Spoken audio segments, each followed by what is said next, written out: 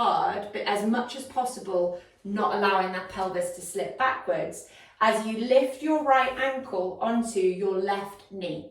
So I'm in this kind of like all four, we call it all four, no we don't. I'm trying to think what they call it in yoga.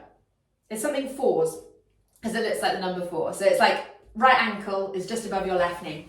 And you're trying to drive that pelvis forwards because that's going to put more work into the hip area.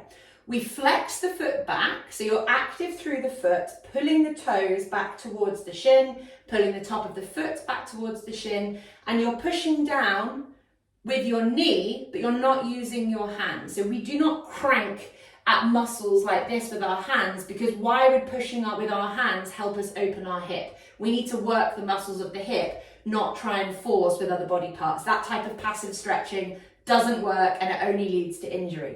So foot is active, knee pushes down, and if we want to, we can also come back to that hands behind the head position to get a bit of thoracic work going on as well. And we're going to hold this for 30 seconds. So we're not doing this if it's increasing normal symptoms of pain, but stretching around the hips, etc. is good. Stretching around the shoulders as we pull them down if we're doing the hands behind the head.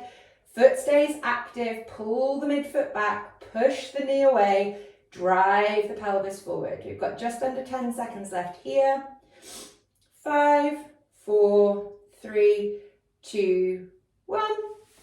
And we're going to swap sides. So once again, I'm much better on my right hand side than I am my left. It's much more difficult for me to rotate my left hip than it is my right hip. Pelvis sits forward, left ankle comes to right knee, really tilting that pelvis forwards to feel the stretch.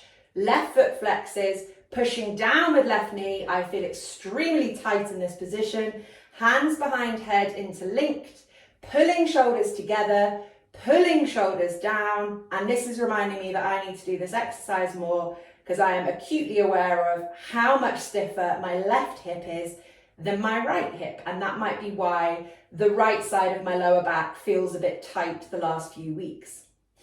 5 more seconds after this. 5, 4, 3, 2, and 1. Cool. One more exercise, sat down, and then we're going to stand up and do a couple of shoulder exercises.